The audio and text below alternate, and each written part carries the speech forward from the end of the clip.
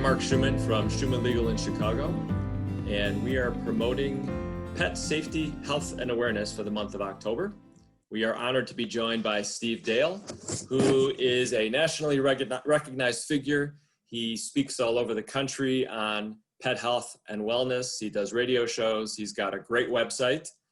Steve, welcome. Thanks for joining us. Well, it's a pleasure to be here. Thank you very much. These days, I'm not speaking from all over the country or all over the world. I'm speaking greatly from this room, my office, or from my living room. I suspect it's the same for most people. But you know what? I was so excited. I got out 2 weeks ago, and I really was in front of human beings, socially distanced, and I was way up on a stage speaking at a conference. There weren't a lot of people there either, so it was easily, they were easily able to social distance, but that was something I really did miss. Whoever thought I would miss airplanes and airports, you know? The new thing is speaking at outdoor drive-in movie theaters, but that's a whole nother story. I've not done that. I would if someone gives me the popcorn, I'm there. Nice. So tell us a little bit about yourself, and I know you do a lot of great work with Chicago Animal Care and Control, who we're kind of partnering with on this little promotion. Tell us about that. Well, congratulations for partnering with the municipal facility. In any city, and Chicago is no exception, it's the municipal facility, in this case, Chicago Animal Care and Control, that I describe as kind of the middle or the hub of a wheel. And all those other shelters and rescues are spokes that come out of it. So that is where the animals land when animals are lost. That is oftentimes where people go. Sometimes it's the only place they can go to relinquish a pet. So they are at times filled with animals. The good news is that right now, during the pandemic, there aren't many things that most of us can think of that are good that have come from all of what we're going through right now.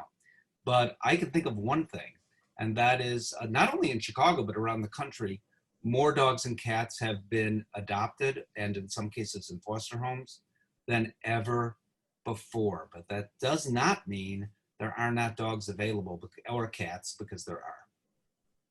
Well, that's, I guess, one nice thing, if anything, about COVID is that there has been a lot more adoptions. So let's talk a little bit about dogs and dog safety in particular. Obviously, everyone knows that most dogs are friendly. Why would a friendly dog ever bite someone? Well, we know why serious dog attacks occur, and I can go through with what the Centers for Disease Control, American Veterinary Medical Association, at that point, it was the Humane Society of the United States, came up with some number of years ago, and subsequent studies have confirmed what they said. And it's greatly not about the dogs, except some dogs that are just unsocialized. Socialization, particularly during the sensitive period, is incredibly important. But yes, it is about that. But it's also about irresponsible people. It's about people who let their dogs roam. And letting a dog roam is never a particularly good idea, because then decisions are made by the dog, not to mention the dangers of being hit by a car, etc. It has been said by some, mistakenly so, that it's because male dogs are not neutered, they're more likely to be aggressive. We know that's not true. What we do know is true. Dogs that are intact want a hot bathe, and they will do anything they can to get to that hot bathe, and they are more likely to get out of a yard or escape because they are able to literally smell that female in heat that's a block or 2 or 3 away. So they want to get there, and in the process of getting there, they sometimes can be in a situation where they make decisions on their own, which may not be the best decisions. Also, there are dogs that are actually trained to do bad things. Bad people that actually intentionally train their dogs to do bad things.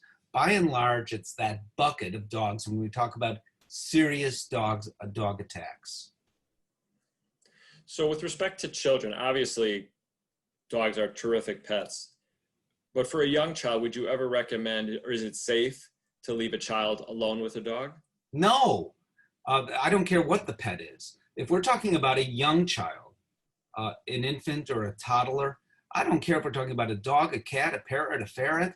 You never leave that animal alone with a child. And it's not only for the child's safety, it's for the animal's safety as well. For example, a toddler goes to cuddle and hold tight a bunny rabbit and pick up that rabbit, and the rabbit falls.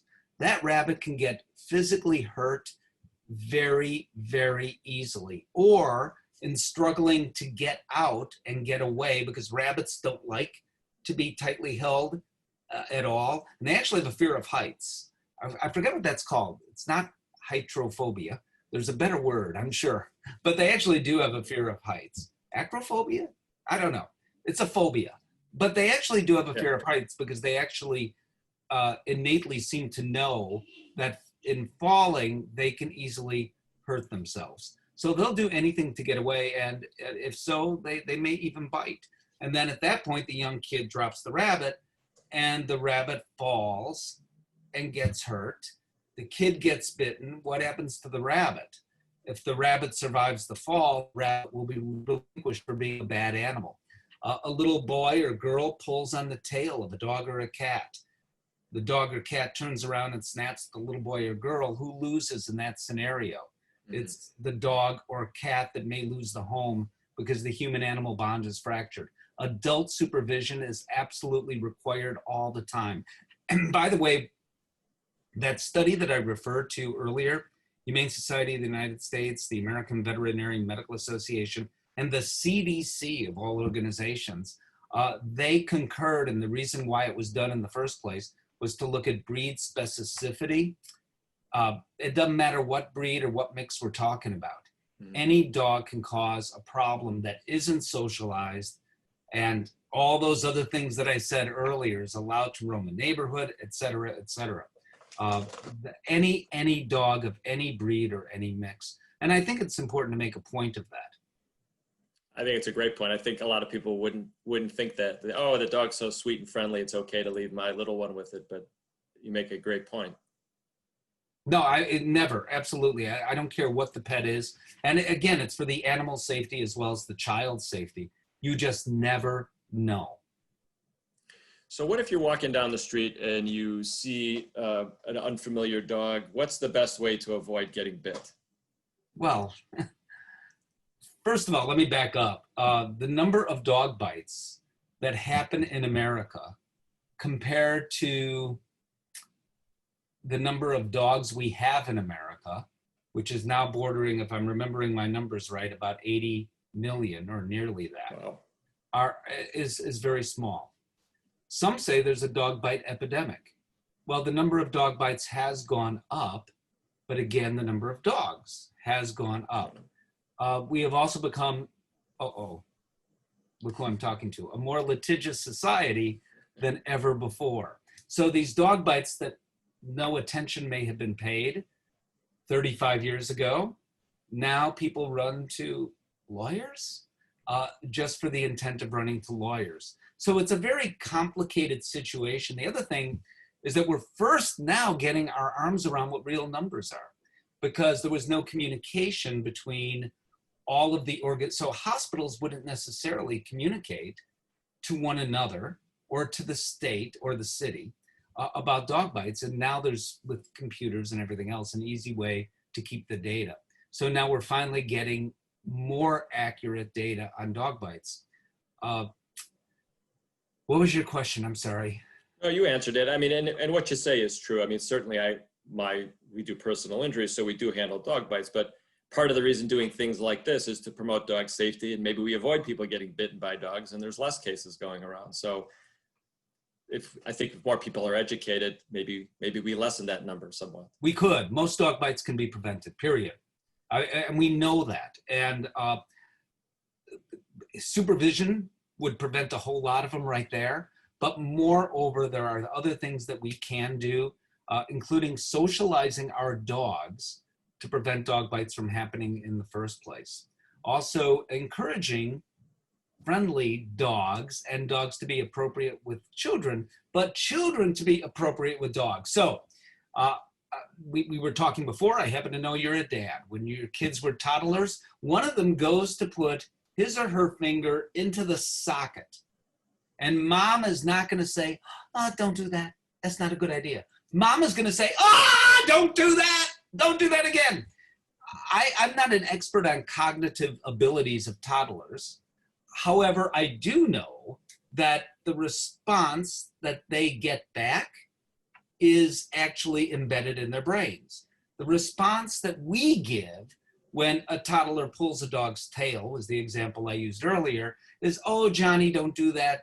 Jill, don't do that.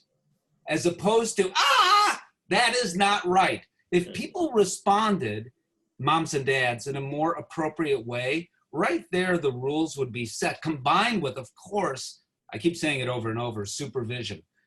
Most bites can be prevented. Most bites happen to children, dog bites. Most of those children are children the dog knows. Therefore, children the dog lives with every day. Statistically, what I just said, we know. So let me ask you this. If clear this up, if a dog is barking, are they more likely to bite someone? No. I mean, yeah, it depends. I mean, dogs bark for all sorts of reasons. I mean, if we're talking, we're not more likely to do fill in the blank, right? So it is just their way of communicating. So people say that a wagging tail, I'll take your question and kind of go the reverse route, that a wagging tail is a happy dog. It can be, and it often is, but it's an excited dog. So you can be excited and be very angry as well, or be very afraid as well. And the same is true for dogs. And broadly speaking, most bites are actually defensive. The dogs feel threatened, or cats actually. They feel threatened in one way or another. And their perception is what matters to them. So what if you come upon an injured dog? Is there a way to avoid getting bitten and still be able to help? Yes, yes, there is. It depends on what you happen to have with you. And that's the reason why I hesitate, and the circumstance that you find that dog. If you find the dog on the side of the road and you can find a towel or something in your car, or a rope to kind of create a muzzle for that dog, then you will be safer. It also depends on the size of a dog. Certainly a 55-pound dog can do more damage than a 9-pound dog. So there are lots of variables involved. Absolutely contact a veterinarian if you can, but of course you want to get that dog to the veterinarian as safely for you and as safely for the dog as possible.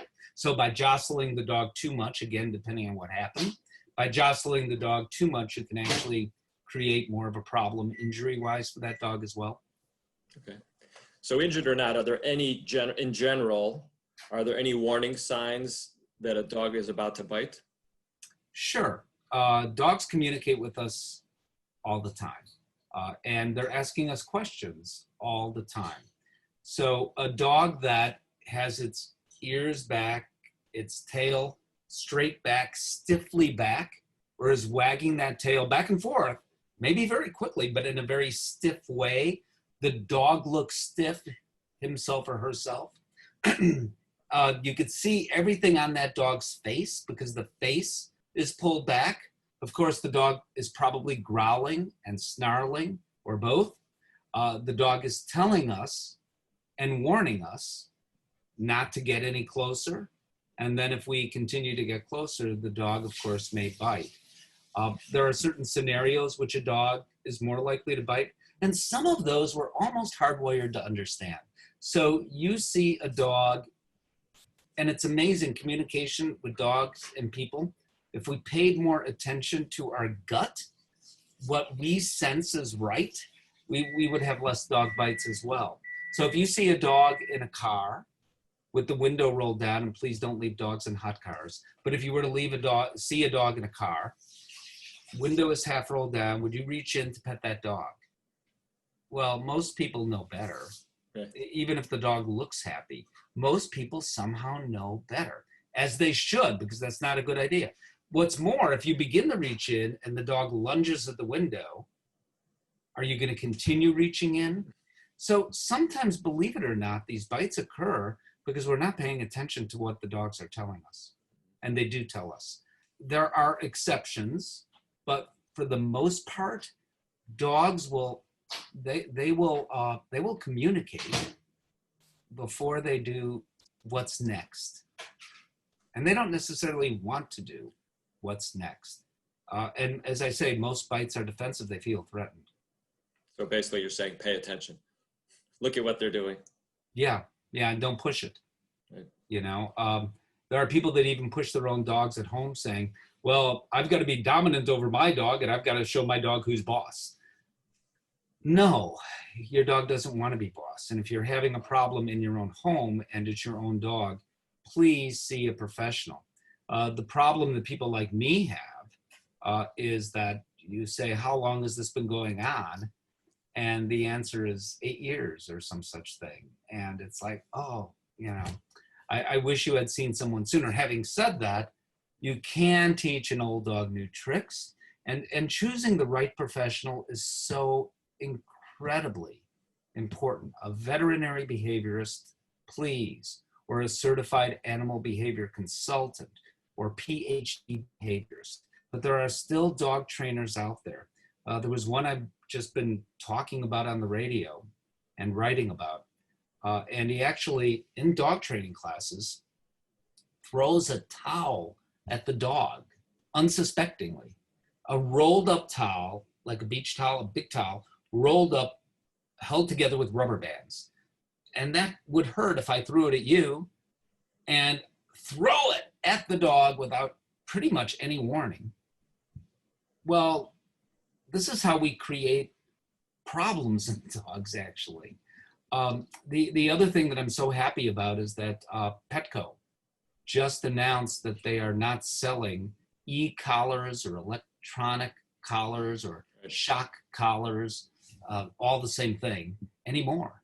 You can't find them online in their store or in their stores. I think that's wonderful.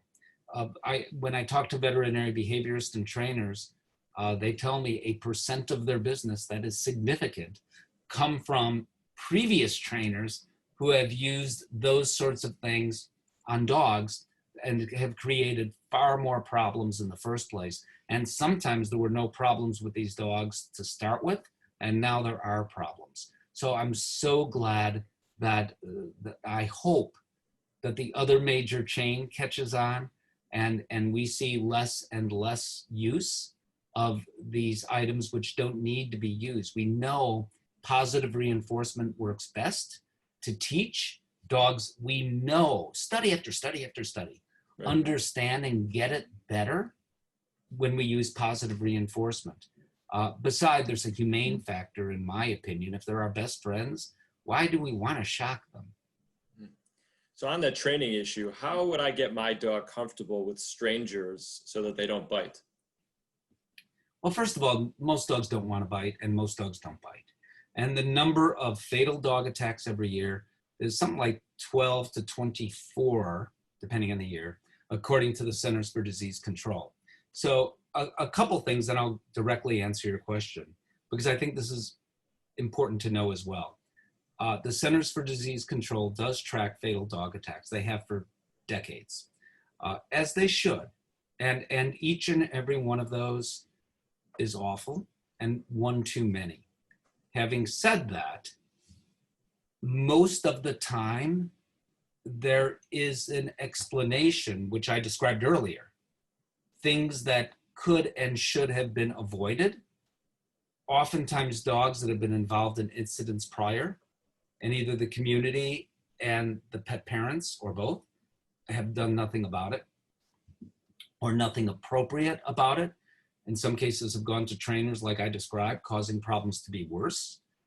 But considering the number of dogs out there, for example, there are more people killed by hot air balloons, truthfully, than there are dog bites every year. And I can go through a whole list of things like lightning. Many more people killed by lightning or stung by a bee and die compared to dog bites. Certainly auto accidents. You know, we don't tell people not to own automobiles.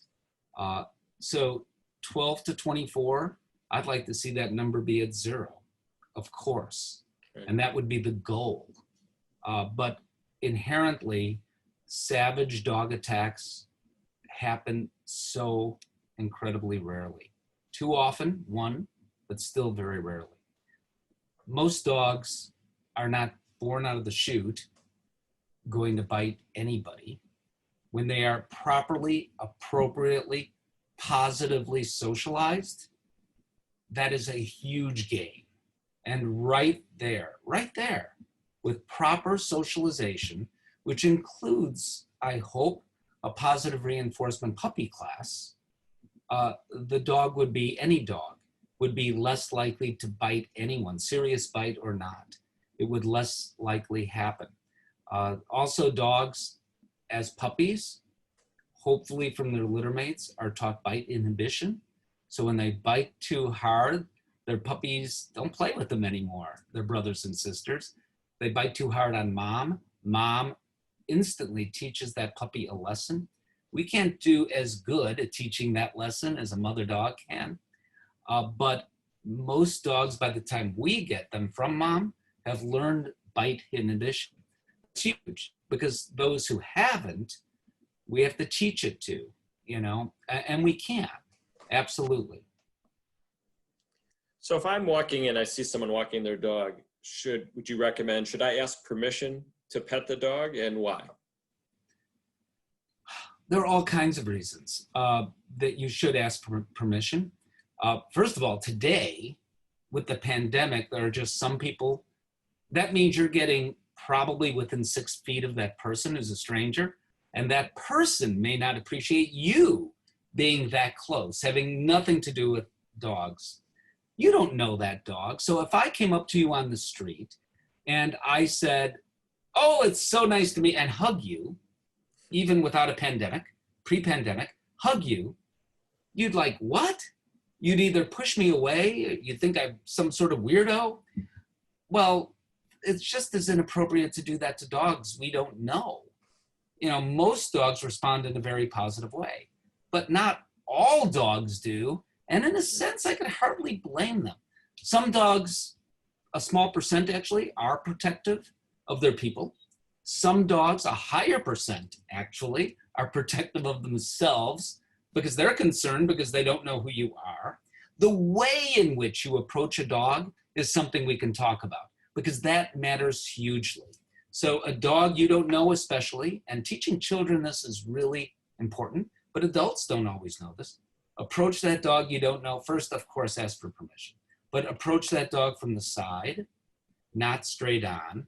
People want to pat on the head like this. Dogs do not like that. Just a rub on the side to say hello. Before any of that happens, let the dog sniff you. And when the dog is kind of content and sort of done sniffing, then you can move a little bit. Let that dog make the call, and the dog will feel more comfortable about it. Great. So how do I train my dog not to bite? You don't need to. There's no training class that is a no bite class, except classes that are specifically for dogs who have proved to be aggressive dogs in the past. You don't need to. For the overwhelming majority of dogs out there, with proper socialization, just letting them be dogs, they are not going to bite people unless they have a true reason to do so, or they feel they have a true reason to do so. But I'm telling you, the number of dog bites is so rare. You don't look at it that way, perhaps, because you get these calls all the time. But overall, they are so rare. One of the preventions, and the biggest of all, is just appropriate socialization. And that can be tough, because here you do the right thing. You adopt a 3-year-old dog from a shelter. And what we say when you bring that dog home and the dog cowers when strangers come to pet the dog, or when people walk in the door, the dog is going, ruff, ruff, ruff, ruff, lunging at the door, which is actually, in nearly all cases, defensive, by the way. But it's still aggression. We say that dog probably has been abused. Probably not.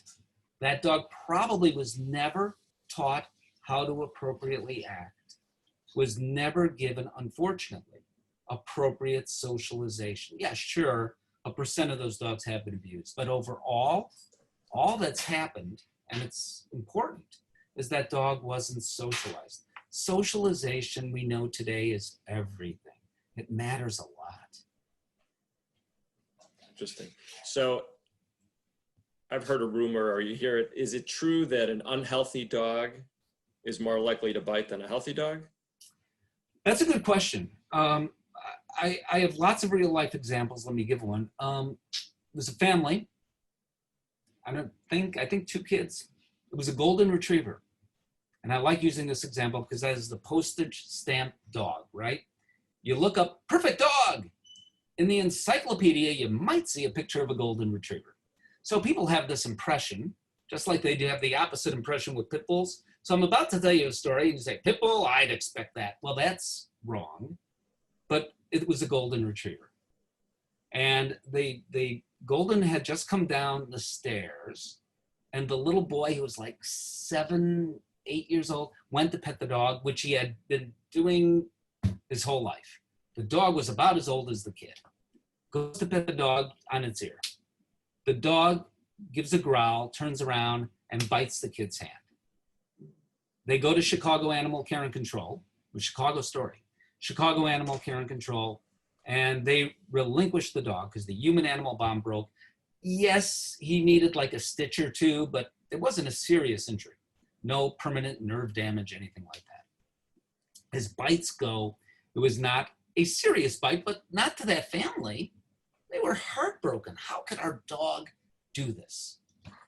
I remember I got involved back in the day and begged for a veterinary checkup, which happened. Dog had an incredibly serious ear infection. It was very painful. Well, if you're in pain, so if you have a serious ear infection and I poke in your ear, you'd probably punch me in the face. And in a sense, that's what this dog did. The dog probably had warned family members before, and they weren't paying attention to it. You know, they're busy. They didn't notice that this dog was in pain. Sometimes dogs don't tell us they're in pain, actually. Cats, in particularly, are great at masking illness. In any which case, ear infection cleaned up and the dog lived out its life happily to the age of a grand old age, whatever that was. And there were no other hiccups at all. That is why this dog bit. And the dog could have lost his life. Luckily, that didn't happen. That does happen, though. So pain and aggression absolutely are associated and cannot be understated. It's a great question. Good. Glad that had a happy ending, that they had the dog checked instead of just reacting and putting the dog to sleep. So I know you said obviously dog bites are rare, but how can I teach my children to avoid getting bitten by a dog? First, always ask. I assume you're talking about a stranger's dog, not necessarily your own family dog. Yes. So always ask about interacting with the dog first, and not when you're already in the process of interacting with the dog.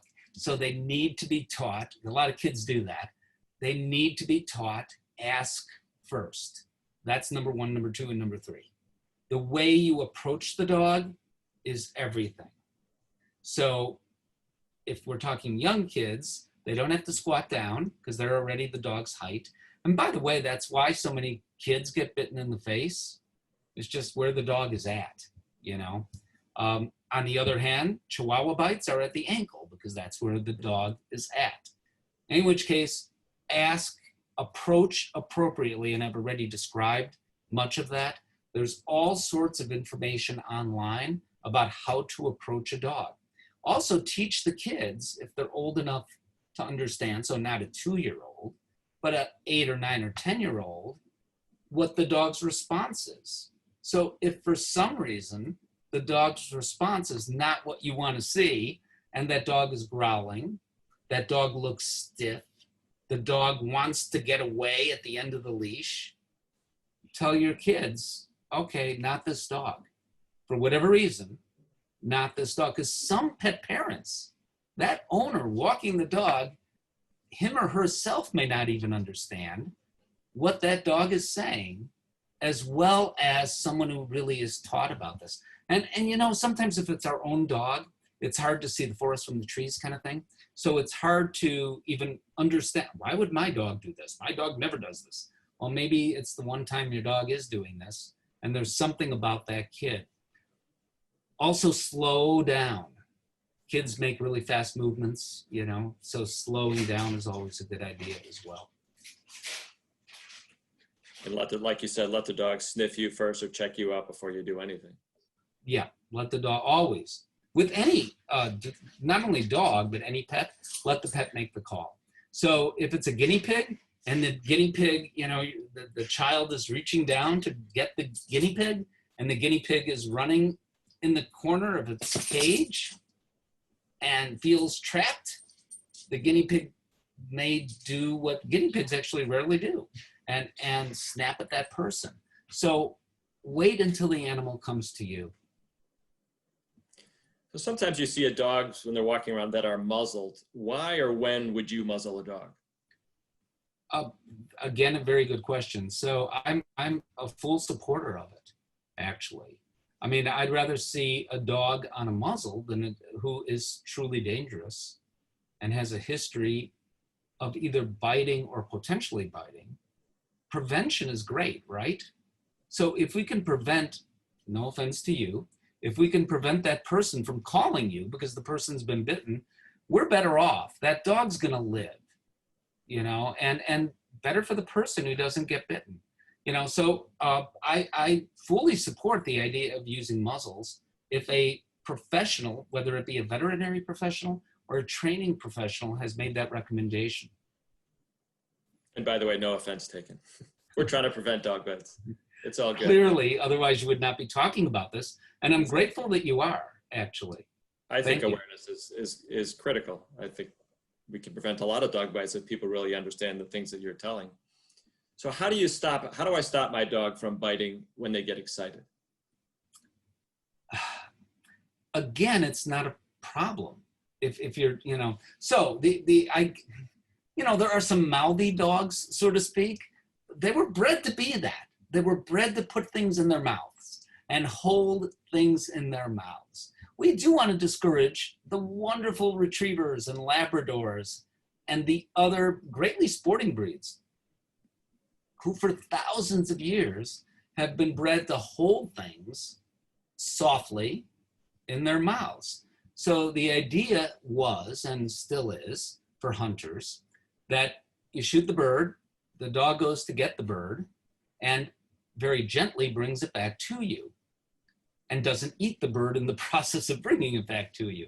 And if you think about it, the ancestors of dogs, why wouldn't they just eat that bird, So they've been bred for this over the years. So some of these dogs will walk around if we let them, and we can put our hand down and they will hold our hands in their mouths. It's not a good idea to encourage any of that. And the reason for that, yes, I guess if it were my dog, I'd feel comfortable. I've had sporting breed dogs before. I've never allowed that. As I think about it, I don't know that I have had a dog that would really want to do that. But I wouldn't allow it anyway. But my bigger concern is, okay, the neighbor's kid comes over and the dog is very gentle and puts fingers of that child in its mouth. The child said, "Oh no, I was bitten." Well, then somebody's calling you, or grandma who has very thin skin, so as elderly people sometimes do. And in that case, not only, even without a bite, can there be a break in the skin and bleeding, there can be an infection too, depending on the kind of drug she's taking or not. She may be prone to infections. So not even allowing that scenario to happen in the first place is a wonderful idea. And actually, I can translate this to cats too. So many people play with their fingers with cats, I don't know why, and it may be cute somehow when the kitten is a little kitten, but when the cat becomes older and it's no longer a little kitten, but an older adult cat and has adult teeth, now you're actually encouraging the cat to bite. Well, lo and behold, the cat one day does. So, we ask for some of these problems at times that can be avoided with proper play. You know, people wrestle with their dogs. I'm not a big fan of that. You know, I'm sure 90% of the time or more, no problem. It's just fine. The dogs are playing. They know they're playing. But dogs can get overstimulated. And a mistake can happen just by biting when they don't mean to. Again, it's not a common issue, but why encourage that kind of thing? And if they can act that way with you, some dogs can separate that out. I'm only going to play that way with dad, but some dogs can't. So again, why ask for trouble? Potentially, you know, so if we're more careful about the way we interact with dogs and cats, we will also see fewer bites. I'm certain of that. That's great. Steve, you're amazing, amazing wealth of knowledge. It's great to talk to you. Well, you deserve what you get paid, but and for what you're paying me, you got it. But I do want to reinstate that Chicago Animal Care and Control on Southwestern Avenue always has adoptable dogs and cats. I'm here talking to you because I'm on the advisory board of the Friends of Chicago Animal Care and Control, which is the fundraising arm of Chicago Animal Care and Control. I also want to say that if you get questions about this sort of thing, I have stories about dog bites on my website, which is stevedale.tv. And you can hear me on the radio on Sunday mornings at 5:30 in the morning talking about pets, or just a general radio show that I do Sunday afternoons when there's no football. And every Friday, I'm on the radio with Anna DeVlantis at about 3:30, also 720 WGN. And I could say your website's great. In fact, I still have, you had a post recently about these 3 girls walking in Mexico and came upon looked like at least a 5-foot black bear. And the black bear, and they're standing scared to death, these poor girls, and the bear is sniffing the one girl up and down and then walks away and comes back and sniffs her again. It was frightening. And then finally the bear walked away, and these poor little girls were just, you could see they were petrified, but thank God it had a happy ending. Yeah, it did. I mean, they weren't little girls. They were. No, I mean, like, teenagers or, right. Yeah. But I mean, little compared to the bear. I mean, the bear was standing up to the girl, and literally it was frightening. But yeah, I mean, the response isn't too different with dogs, by the way. So if a dog is running up to you, actually consistent with what we're talking about, if the dog is running up to you and it is a dog that you are worried is going to attack you, make like a rock, you know, and that's not what these girls did because the circumstance was different. The bear came from behind, apparently, and the girls just let the bear sniff and stood like a statue.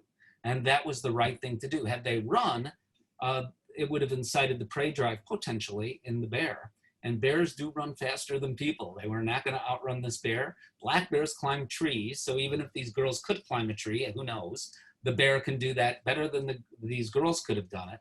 So they actually did the right thing. It's really the same idea with any aggressive animal. It depends on the circumstance. So there's that video we saw of a mountain lion approaching the guy who was hiking. And in this case, he did the reverse. He actually made himself as big as possible and threw things, ultimately, rocks or something like that, sticks, at the mountain lion, which ultimately did work. But he did it in a very calm way, if that's possible to, you know, both of these things. But he was calm about it, didn't panic, and didn't run in the opposite direction. The only reason why the mountain lion did this is the mountain lion's cubs were nearby. The bear, probably just curious. I'm thinking the girls had food on them at some point in time, and the bear was smelling the food, but who knows, you know. We were once in Rwanda, Africa, and quick story, quick. We were in Rwanda, Africa, and we were watching mountain gorillas. And I was snapping pictures, and you get as close to them as, I mean, we did not socially distance from them. They were right there. We were supposed to stay, I think, 6 feet away from each individual mountain gorilla, but they did not read the rules. In any which case, I'm taking a picture of my wife. The gorillas are in the background. Then I notice in my viewfinder, there is one in a tree, an adolescent male, right above her head. She's leaning against that tree, and he's beginning to reach down for her bandana.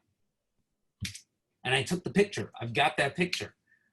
She really didn't feel threatened when I was telling her what happened. And as my eyes popped out, she could tell something's going on here. You know, I think he just saw a hot babe and knew it. I don't know. Probably more frightening after the fact, but that's a whole other story. Well, I won't take up more of your time. So, you know, I think I told you before, we're doing a nice Facebook promotion on Facebook in honor of pet safety awareness. We have a little Halloween contest where people can send in a picture of their pet in a Halloween costume. We're going to have little kids are going to judge the winner. And next on Halloween Day, the winner's going to get a free grooming, and then we're going to donate $500 in the winner's name to the Friends of Chicago Animal Care and Control. Very nice. Try to help out. So, but you've been terrific. Really appreciate your time. Gave a lot of great information, and go check him out. He's fun to watch, and you can learn a lot. Fun to watch. Thank you very much. Thank you for doing what you're doing for Chicago's pets. Thank you.